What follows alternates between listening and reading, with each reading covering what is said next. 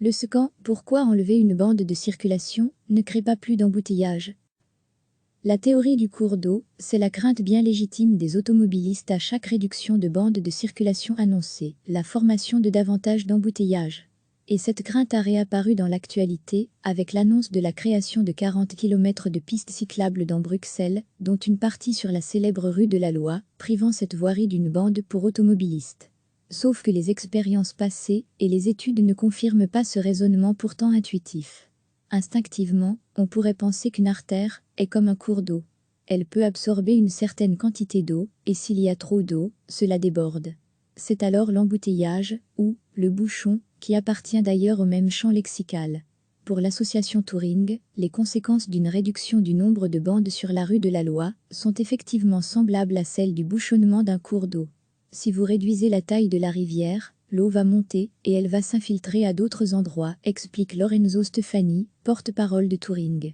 Cela veut dire que les embouteillages vont se reporter sur les rues parallèles, mais aussi en amont de la rue de la Loi, ce qui va engendrer encore plus d'embouteillages, plus de pollution, plus d'énervement, et donc plus d'accidents. Autrement dit, le débit de voitures déboulant dans une artère ne varierait pas quelle que soit la taille de l'artère. En fait, pour reprendre la métaphore du cours d'eau, on joue aussi avec le robinet lorsqu'on réduit ou augmente une voirie d'une bande, contredit Claire Pelgrim, aspirante FNRS spécialisée dans les questions des infrastructures de mobilité. C'est d'ailleurs ce qu'indique la théorie du trafic induit bien connue des experts en mobilité. On a déjà pu constater que le trafic s'adaptait à l'infrastructure. Par exemple, lorsque dans les années 50-60, on augmentait d'une bande chaque artère embouteillée, cela rendait la voirie plus attractive, et cela amenait donc plus de trafic au point de retrouver le niveau de congestion d'avant. C'est un cercle vicieux qui nous permet de dire aujourd'hui qu'on ne peut jamais empêcher un embouteillage dans une zone active économiquement, comme une grande ville. L'illustration la plus parlante de ce phénomène est l'autoroute Interstate 10, Katy Freeway, qui entre dans Houston depuis l'ouest de la ville. Construite dans les années 60, avec initialement 6 bandes dans chaque sens, elle a été agrandie à 8 bandes en 2000, 10 bandes en 2004, 11 en 2006, puis enfin 13 bandes en octobre 2008. La principale raison de ce méga-projet était de réduire les graves embouteillages. Et pourtant, après l'élargissement de l'autoroute, la congestion s'est aggravée, relève le site d'information et d'explication sur les enjeux des grandes villes citylab.com. Plutôt que de considérer le trafic comme un liquide qui a besoin d'un certain espace pour passer à un certain rythme, la théorie du trafic induit démontre que le trafic est plutôt un gaz qui s'étend pour occuper tout l'espace qui lui est disponible. La question du trafic induit se pose notamment à la ville de Québec, coupée en deux par le fleuve Saint-Laurent. Actuellement, 2 ponts permettent de passer d'une rive à l'autre, de Québec au nord à Lévis au sud. Créer un 3e lien entre les 2 rives est une volonté politique depuis plusieurs dizaines d'années, mais ce pont, ou tunnel, n'a pas encore vu le jour. Certains experts comme Marie-Hélène Vandersmissen, directrice du département de géographie de l'Université Laval, considèrent que cette 3e liaison ne désengorgerait pas les 2 premiers, mais viendrait répondre à ce qu'on appelle une demande latente. C'est une demande dont on connaît l'existence, mais qui n'est pas encore exprimée, souligne-t-elle à nos confrères de Radio-Canada. Un scénario pourrait être que des ménages, actuellement, se retiennent d'aller sur la rive nord, ou dans le cas de Québec, se retiennent de traverser le fleuve, principalement parce qu'il y a de l'encombrement. Avec un nouveau lien, on peut penser que des personnes vont effectuer des déplacements qu'ils ne font pas actuellement. Ainsi, lors de la construction du 2e pont de Québec, le pont Pierre-Laporte, un trafic induit a déjà été constaté. Avec cette nouvelle infrastructure, beaucoup de ménages ont décidé d'aller s'installer sur la rive sud, raconte Marie-Hélène Vandersmissen. Ça a généré de l'étalement urbain, des nouveaux développements résidentiels sur la rive sud, à proximité des ponts. Et d'un point de vue de la mobilité, il y a toujours une zone de répit, mais en fonction de la croissance économique ou non, en fonction de la croissance démographique ou non, finalement, on revient toujours à plus de congestion. Selon la même logique du trafic induit, le trafic suit aussi à la baisse l'infrastructure, indique Louis Duvigneau, administrateur délégué de Stratec, un bureau d'experts en mobilité. Quand on réduit le nombre de bandes, une partie des gens choisissent de ne plus se déplacer ou de le faire via un autre moyen de transport, à une autre heure, ou via un autre itinéraire. Cette application inverse du trafic induit prend parfois le nom de théorie de l'évaporation du trafic, même si cette expression est remise en question, car l'évaporation n'est pas équivalente à 100%. Ce phénomène a été illustré par un cas d'école à Rouen en 2012, lorsque l'incendie d'un camion-citerne a imposé la fermeture pour plusieurs années du pont Mathilde, l'un des 6 ponts qui relient les 2 rives de Rouen. Des études ont été réalisées pour mesurer l'impact de la fermeture du pont sur l'ensemble du trafic. Les résultats figurent notamment dans ce travail du laboratoire Aménagement Économie Transport commandé par la métropole de Lyon, en page 22. Le pont Mathilde accueillait à lui tout seul 80 000 voitures sur les 200 000 qui passaient quotidiennement d'une rive à l'autre, c'est dire l'inquiétude des autorités locales. Les résultats ont montré que 50 000 voitures se sont reportées sur les 5 autres ponts de la ville. 30 000 voitures ont donc disparu de la circulation du jour au lendemain. Les transports en commun de Rouen ont constaté 9 000 validations supplémentaires par jour. Enfin, 3 200 piétons et 400 cyclistes en plus ont été également décomptés. Les 2 auteurs de cette étude remarquent que les modes alternatifs ont absorbé près de la moitié de la baisse des déplacements en automobile. L'évaporation de trafic n'est donc pas qu'une pure et simple disparition. Elle s'accompagne d'un report modal, qui est justement l'objectif recherché par les politiques publiques. Ces chiffres confirment bien qu'en enlevant une partie d'infrastructures routières, une partie des gens choisissent de ne plus se déplacer ou de le faire via un autre moyen de transport, à une autre heure, ou via un autre itinéraire, comme l'expliquait Louis Duvigneau de Stratec. Plus près de chez nous, nous avons voulu savoir ce qu'avaient donné des expériences similaires de réduction du nombre de bandes de circulation. Le boulevard Général Jacques AXL, entre le boulevard de la Cambre et l'avenue de la Couronne, a connu des travaux entre mai 2017 et octobre 2018, qui ont eu pour résultat de réduire de 3 à 2 bandes la circulation dans chaque sens tout en gardant une 3e bande pour tourner à gauche et la création d'une piste cyclable dans chaque sens. Lorsque la région a commencé à réfléchir ce projet, le but n'était pas de fluidifier le trafic, se souvient Claire Plugrim, aspirante FNRS spécialisée dans les questions des infrastructures de mobilité. Ils s'étaient rendu compte que la 3e bande de circulation était peu utilisée et ne servait qu'à tourner à gauche. Donc ils ont gardé ce tourne à gauche, mais le but était davantage d'embellir l'artère avec des arbres et d'ajouter une piste cyclable. Pour connaître l'impact de ces changements sur la fluidité du trafic, nous avons demandé à la société de GPS TomTom les temps de parcours moyens dans les 2 sens, avant les travaux, en mai 2017, et après travaux, en octobre 2018. De manière très surprenante, on constate une fluidification du trafic, quel que soit le sens de circulation, aussi bien en heure de pointe qu'en heure creuse. Ainsi, à 8 heures entre le boulevard de la Cambre et l'avenue de la Couronne, il ne faut plus 4,41 au lieu de 6,30, moins 28%. Mieux encore, dans l'autre sens, il ne faut plus que 3,57 au lieu de 7,36, moins 48%. En moyenne, tous les temps de parcours entre 8 heures du matin et 21 heures, le soir ont été réduits de 25%. Les données montrent que, depuis que la route a été réduite de 3 à 2 bandes en septembre 2018, le temps de trajet moyen a baissé, ce qui indique que le trafic s'est fluidifié, commente la société TomTom. Mais peut-être fait-on fausse route? Corrélation ne veut pas dire causalité. En ville, ce sont les carrefours qui déterminent la capacité d'un axe, et non les axes eux-mêmes, explique Louis Duvigneau de Stratec. La capacité d'un carrefour, c'est sa capacité à absorber les différents mouvements, la fluidité avec laquelle ces véhicules passent. La fluidité de la rue de la Loi, par exemple, sera influencée par la vitesse avec laquelle les voitures quitteront cette artère vers la petite ceinture, ou tout droit vers le centre. Et généralement, ce sont les carrefours qui sont saturés en ville. Et ces carrefours, on n'arrive pas à améliorer, ou on ne veut pas améliorer, parce que cela demanderait des tunnels, par exemple. Ainsi, c'est bien l'amélioration de l'organisation des carrefours sur le boulevard Général Jacques qui a contribué à sa fluidité. Les tournes à gauche ont ainsi été extraits du trafic, ce qui ne vient plus gêner les 2 bandes restantes. Ce qui est important, c'est que le trafic soit fluide, indique Claire Pellegrim. Ce sont les ralentissements et les accélérations qui créent de l'embouteillage. Il n'y aurait alors aucun lien entre la réduction du nombre de bandes de circulation et la fluidité du trafic. Dans une ville où les carrefours sont déjà saturés, c'est effectivement le cas selon Louis Duvigneau. On remarque dans les villes actuelles qu'il y a un surdimensionnement des axes par rapport aux carrefours en amont et en aval. La ville est devenue de plus en plus utilisée par les véhicules et ces carrefours sont difficiles à aménager. Donc on se rend compte que les capacités sont ce qu'elles sont et qu'entre les deux, il n'y a pas toujours besoin d'autant de voies qu'actuellement. Pourtant ces voiries trop larges, par rapport à leurs carrefours en amont et en aval, sont bien occupées par des voitures. Oui, c'était le phénomène en place au bout de l'E40 venant de Liège vers Bruxelles, entre le ring de Bruxelles et les entrées dans les tunnels à Reuillet. Les échangeurs du ring en amont étaient saturés et les tunnels au départ de Reuillet en aval constituaient un goulot d'étranglement. Donc les voitures ne faisaient qu'attendre leur tour pour passer. La route servait de parking d'une certaine façon. L'idéal est toujours d'avoir une même capacité tout au long du trajet en prenant en compte l'artère et ses carrefours. C'est ce qui explique la décision de réduire les bandes de circulation, comme cela a été le cas à cet endroit. Si l'on résume, on sait que la suppression de bandes n'a généralement pas d'effet négatif sur la fluidité du trafic, puisque ce sont les carrefours en amont et en aval qui influencent la congestion d'une voirie. Supprimer une bande de circulation a pour conséquence d'enlever des voitures qui attendent leur tour, comme cela a été le cas sur l'E40. Mais moins de voitures, c'est justement ce qui inquiète de nombreux navetteurs, de nombreuses entreprises ou représentants des mondes politiques et patronales.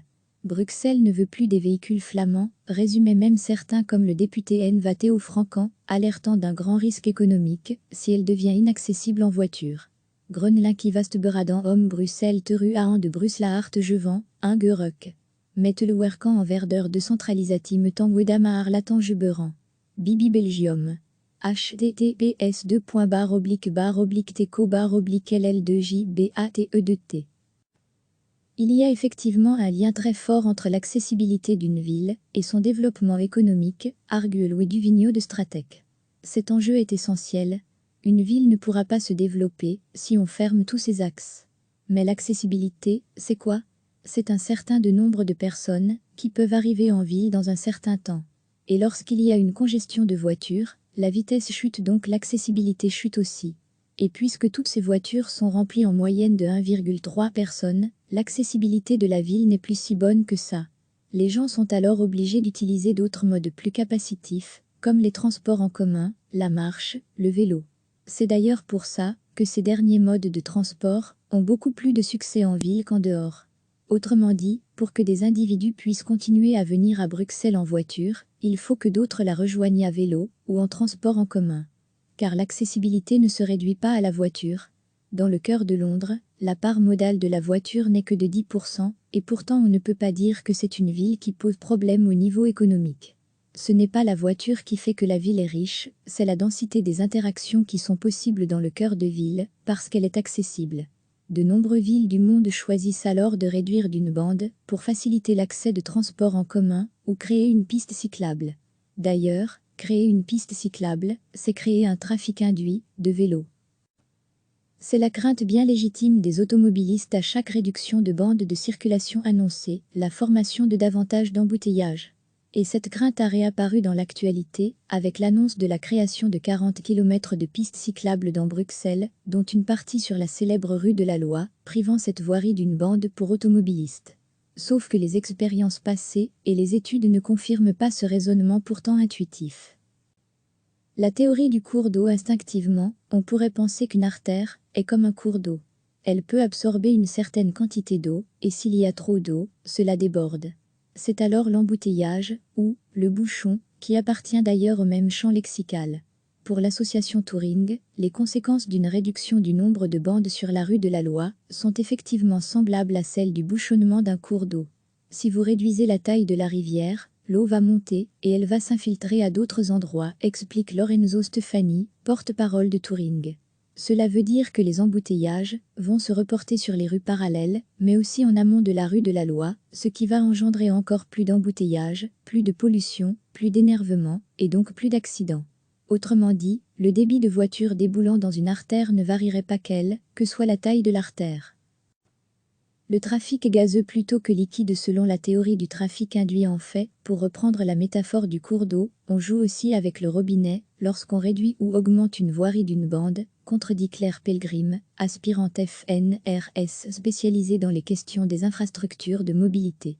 C'est d'ailleurs ce qu'indique la théorie du trafic induit bien connue des experts en mobilité.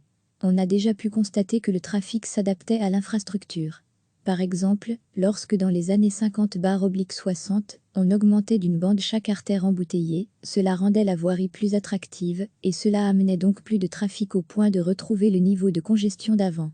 C'est un cercle vicieux, qui nous permet de dire aujourd'hui qu'on ne peut jamais empêcher un embouteillage dans une zone active économiquement, comme une grande ville. L'illustration la plus parlante de ce phénomène est l'autoroute Interstate 10, Katy Freeway, qui entre dans Houston depuis l'ouest de la ville. Construite dans les années 60, avec initialement 6 bandes dans chaque sens, elle a été agrandie à 8 bandes en 2000, 10 bandes en 2004, 11 en 2006, puis enfin 13 bandes en octobre 2008. La principale raison de ce méga-projet était de réduire les graves embouteillages. Et pourtant, après l'élargissement de l'autoroute, la congestion s'est aggravée, relève le site d'information et d'explication sur les enjeux des grandes villes citylab.com. Plutôt que de considérer le trafic comme un liquide qui a besoin d'un certain espace pour passer à un certain rythme, la théorie du trafic induit démontre que le trafic est plutôt un gaz qui s'étend pour occuper tout l'espace qui lui est disponible. La question du trafic induit se pose notamment à la ville de Québec, coupée en deux par le fleuve Saint-Laurent. Actuellement, 2 ponts permettent de passer d'une rive à l'autre, de Québec au nord à Lévis au sud. Créer un 3e lien entre les 2 rives est une volonté politique depuis plusieurs dizaines d'années, mais ce pont, ou tunnel, n'a pas encore vu le jour.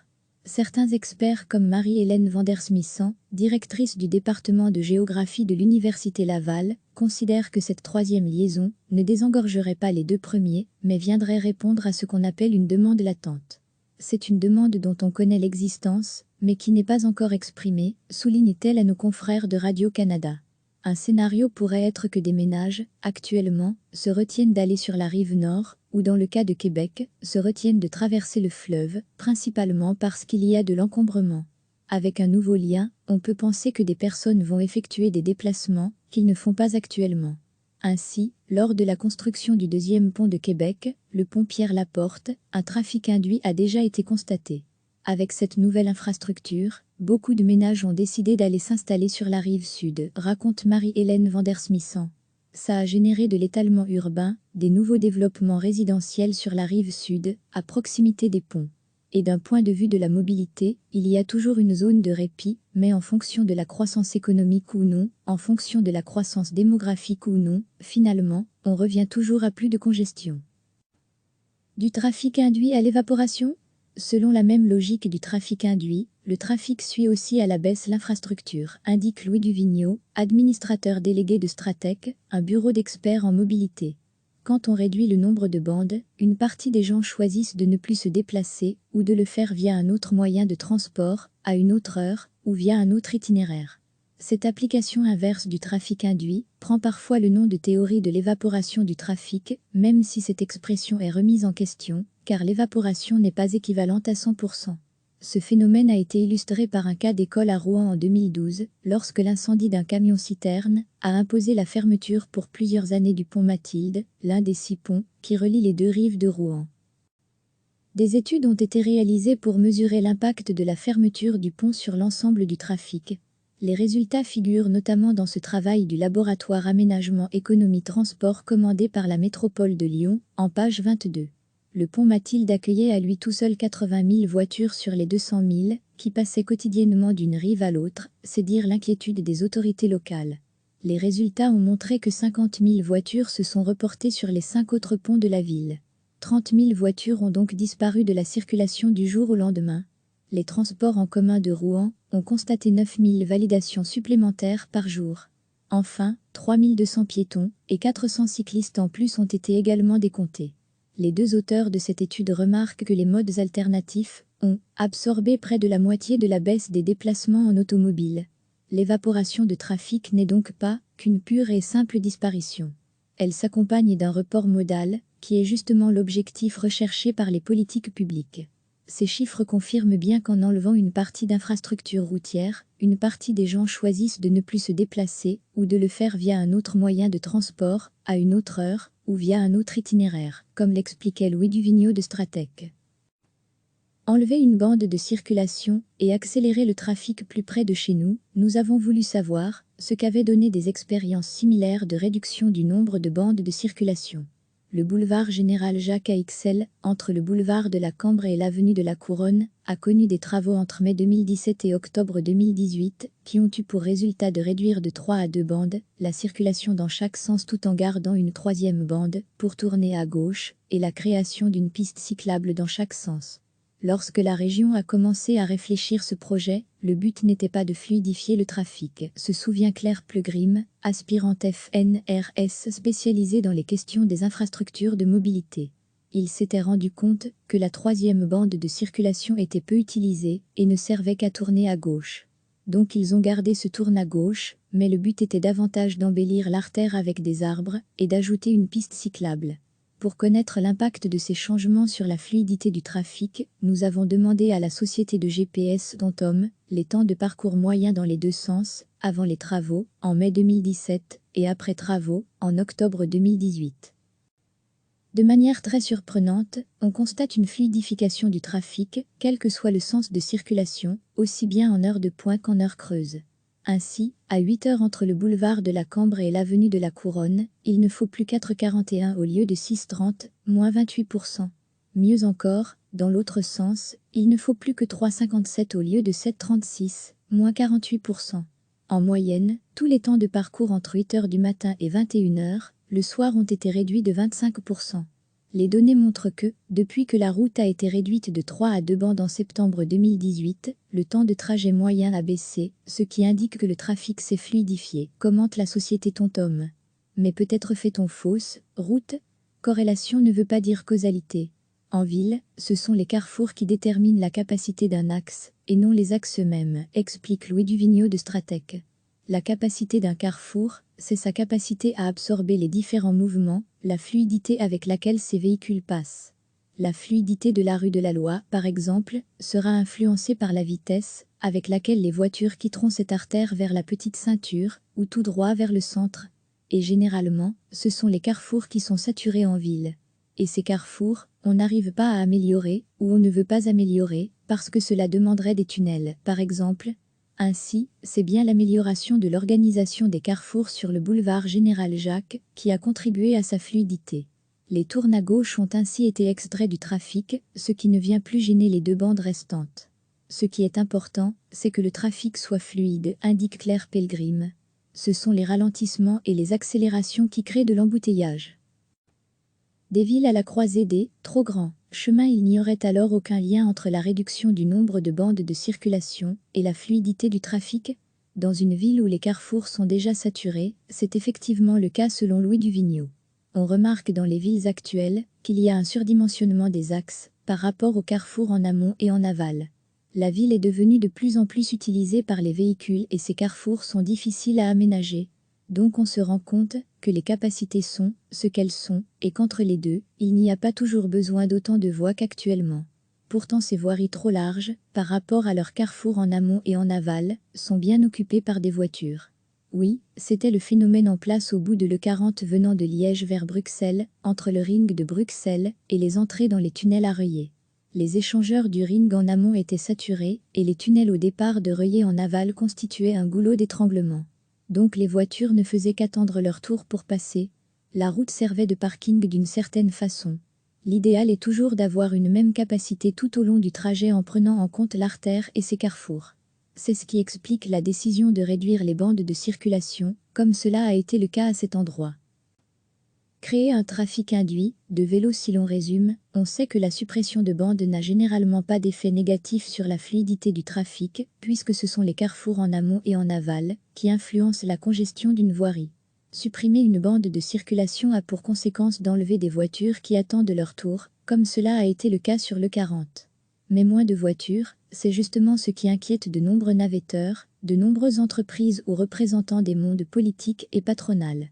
Bruxelles ne veut plus des véhicules flamands, résumaient même certains comme le député N. Théo Francan, alertant d'un grand risque économique si elle devient inaccessible en voiture.